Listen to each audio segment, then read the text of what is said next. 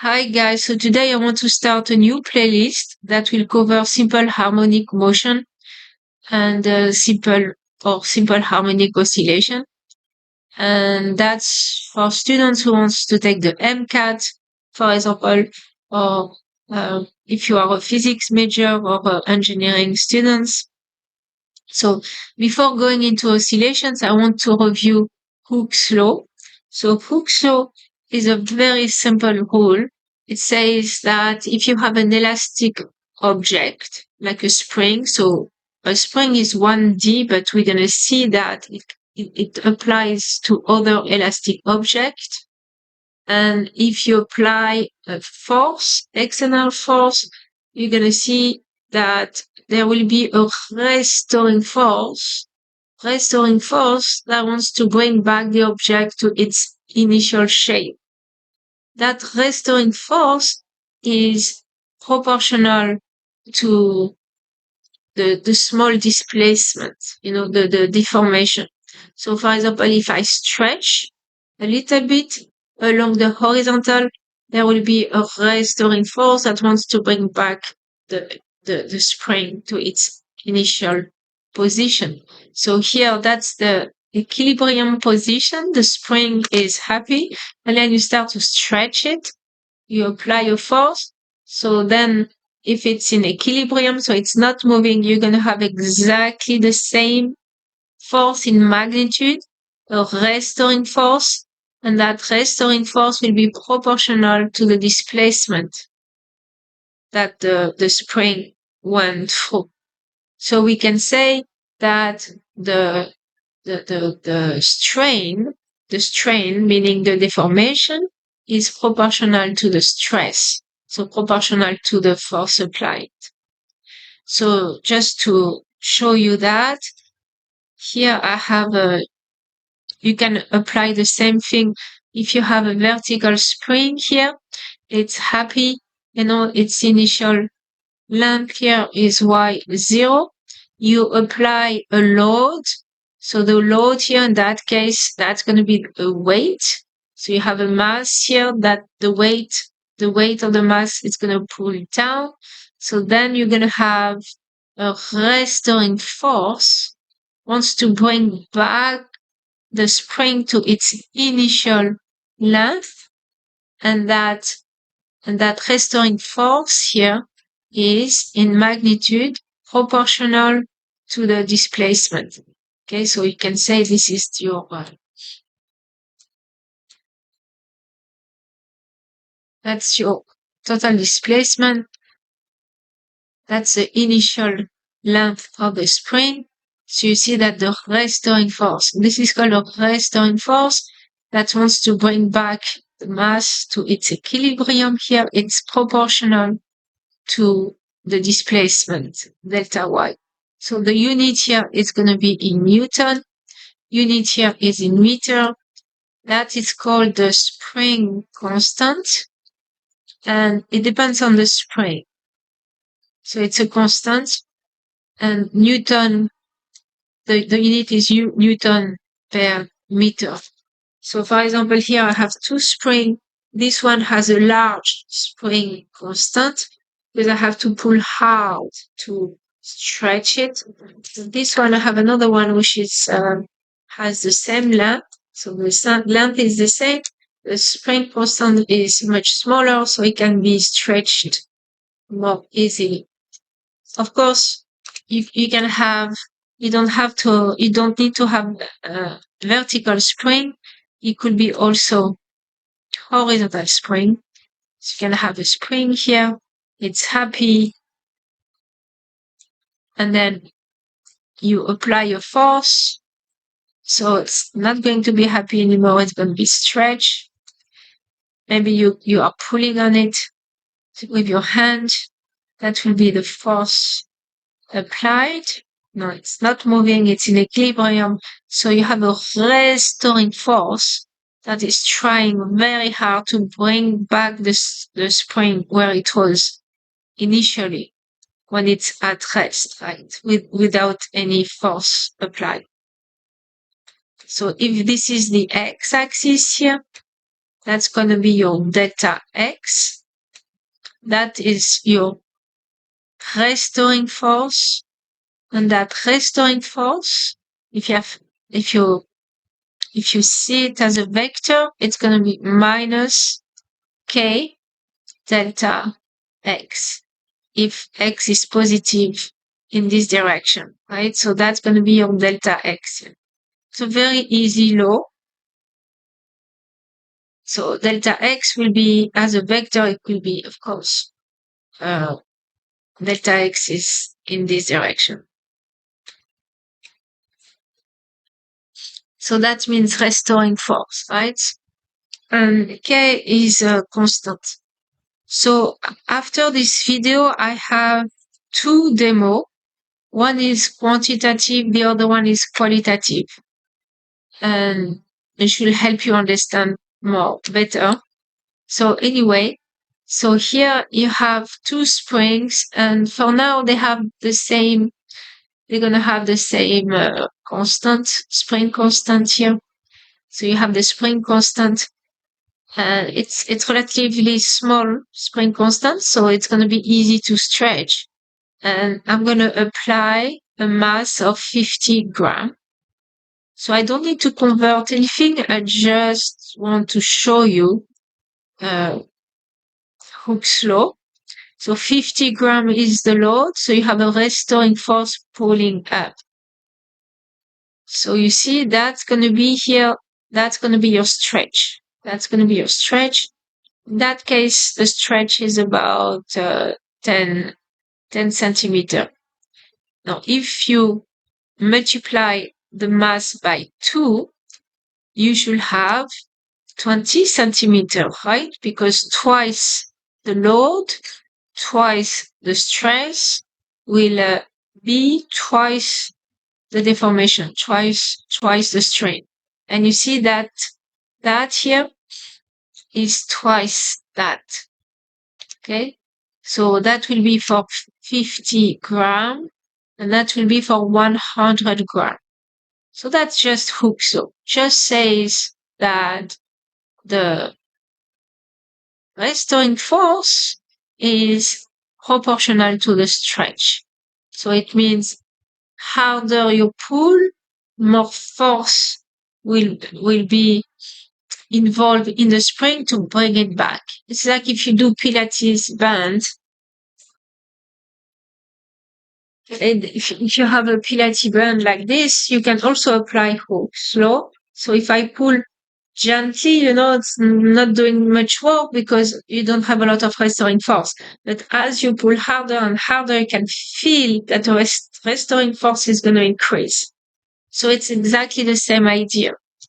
So I don't have 200. You can do it with this here, but I have 250. So 250 is 5 times 50, right? So let's see where we go. Yeah.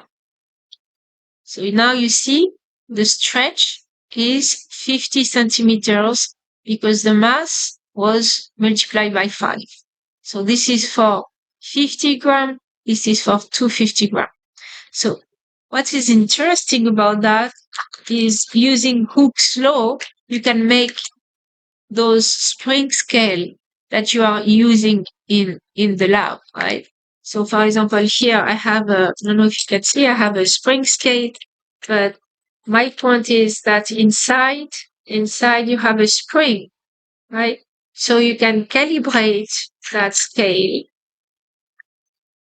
because you know that the stretch will be proportional to the mass. And I show you a demo after this video here.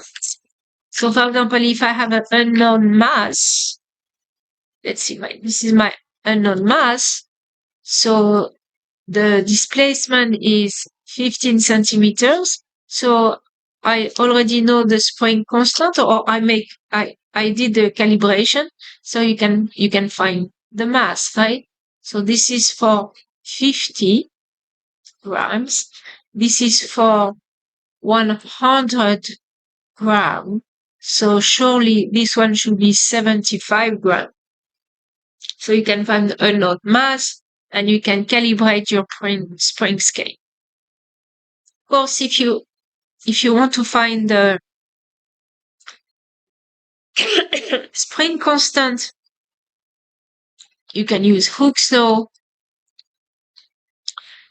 So for 10 centimeter, the load here is 50 grams. So K equals 50 grams for 10 centimeters. And then you have to convert that to Newton and meters, right? So 50 grams, so you have to do the conversion, right? So 50 grams is 1, 2, 3, so 0.05 kilogram. 1, 2, 3, okay, and 0.05 kilogram is the same thing as 0.5 Newton, okay, because weight in Newton equals mass in kilogram times about 10. 10 is the acceleration due to gravity. So 0.05 kilogram is about 0.5 Newton. 10 centimeter is 1, 2, so it's going to be 0.1 meters, right? So that's going to be the same as 0.5 Newton over 0.1, 0.5 Newton, 0.5 meters, which is 5 Newton per meters. So you can find the spring constant, and then once you have the displacement, if you have a displacement like delta x, and you have k, so then you can find the unknown mass. Okay, so for example, here we had 15 centimeters, so the load here.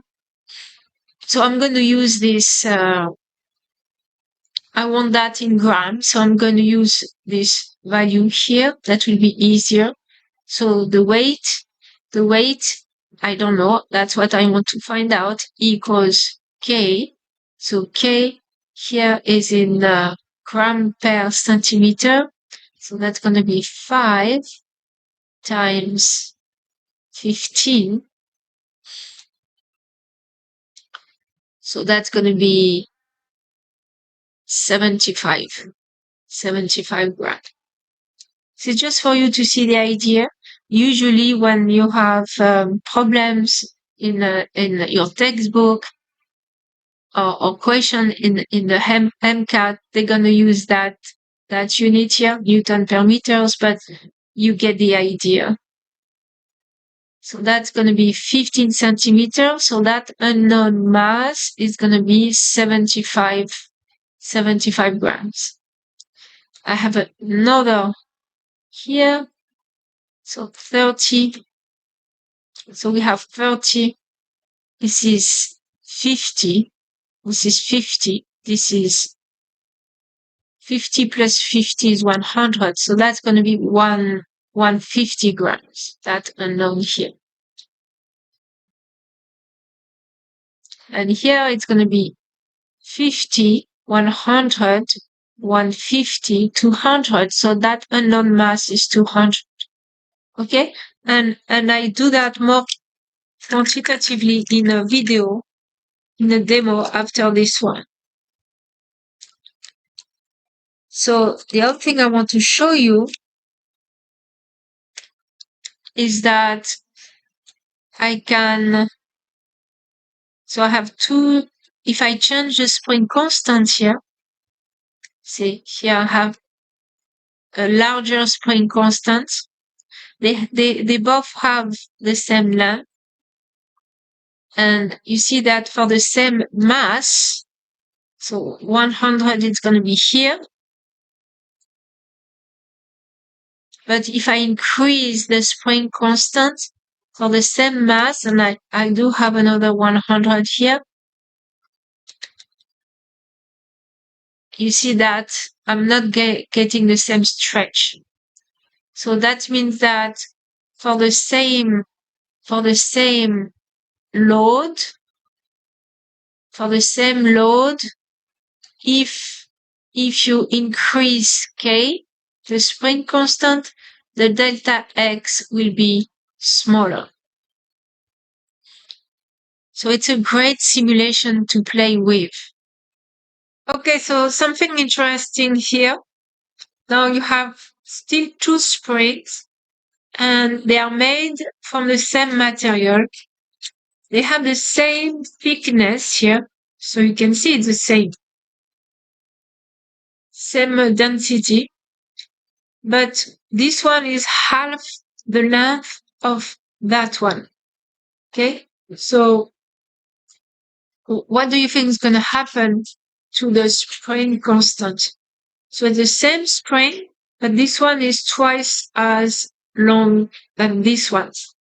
So if I put a mass 100 grams here, okay, so you see that's going to be the displacement here. So you have some displacement here, 10. But here I apply the same mass. Okay, so I keep the mass constant.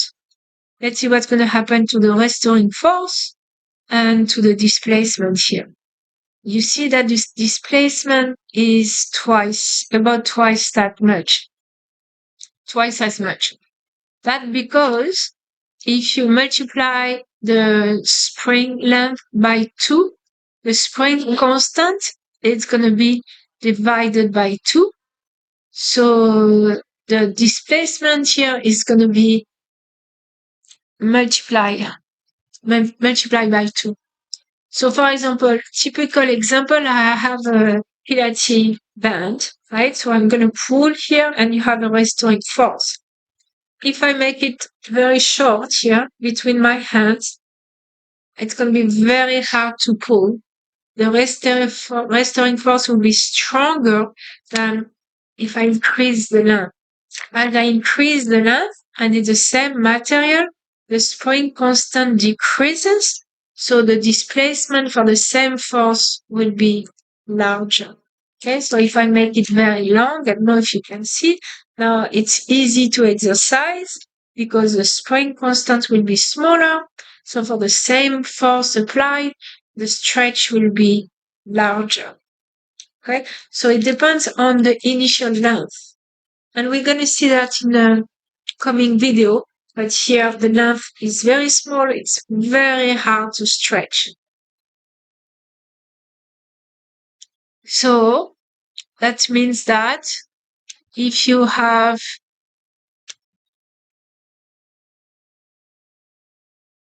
for the same type of spring, if the length here, the initial length, so that was the initial length here, L sub 0 relative to this one, that would be 2 times the initial length. So if the initial length is multiplied by 2, that means that K will be divided by 2. And for the same load here, that means that the stretch here will be multiplied by 2. Okay? So F Hooke's law in magnitude equals K delta Y. If you don't change the load here, if K is divided by 2, the stretch is multiplied by 2. So that could be interesting to remember because in a challenging problem, when we get to oscillation, we can have one small mass here and have a spring connected to another mass here. Can find here the center of mass. If those two masses start to oscillate, the center of mass is still going to be at the same position. But if that distance here relative to this one, so if that length here is 3 times, so L sub 0, if this is 3 times L sub 0, you see that K here will be divided by 3 relative to this one. So that can help in problems. But that's interesting here. About vectors, did I talk about vectors? I don't remember if I talked about vectors. So here, let's go here. I have a mass here, and it doesn't oscillate. You see that the mass, so that will be the center of mass, is in static equilibrium. That means that the net force is 0. Okay? So it means that up, everything pulling down equals to everything pulling up. That means that mg,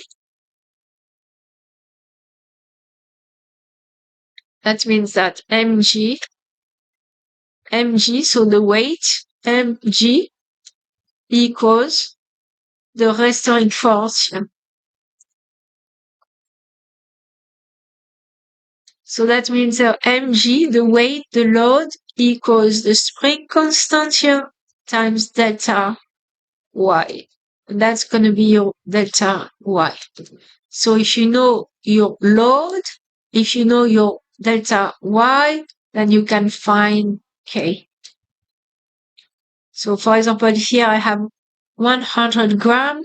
So 100 gram, if you convert, that's going to be 0.1 kilogram. 1, 2, 3. So this one has to be in kilogram. That has to be in centimeters times 10. G is 10, about, E equals K times the displacement. Displacement is about 15 centimeters. So it's about 15 centimeters. So I'm going to put 15 centimeters here, no, and here. 15 centimeter is 0.15. So using this, of course, we can find K. K will be in Newton per meters. Okay, so simple problem here. Application, this is the pressure gauge. You use that to measure the pressure in your tire. So you are finding not really the absolute pressure, but the excess of pressure relative to the atmospheric pressure. So this is the air, high pressure air. And you see inside that gauge here, you have a spring. So here is at rest. If you connect that to your tire, so the air is going to go from high pressure to low pressure, and it's going to push down the spring. And the spring is going to push back with a restoring force. So you can calibrate that gauge here to find the pressure. Okay? So here it says that if you have the spring constant inside here is K equals 320. So applying Hooke's law. So the restoring force, which is equals to the applied force here. And the applied force depends on the pressure because the force is the pressure per unit area. So K delta Y. So F equals K 320 times 0.02. You have to convert to meters. So the force is going to be 6.4 Newton. Okay. So after this video, I'm going to have 2 demos, one qualitative, one quantitative, and then I will talk about more about Hooke's law before getting to oscillation. So till next time.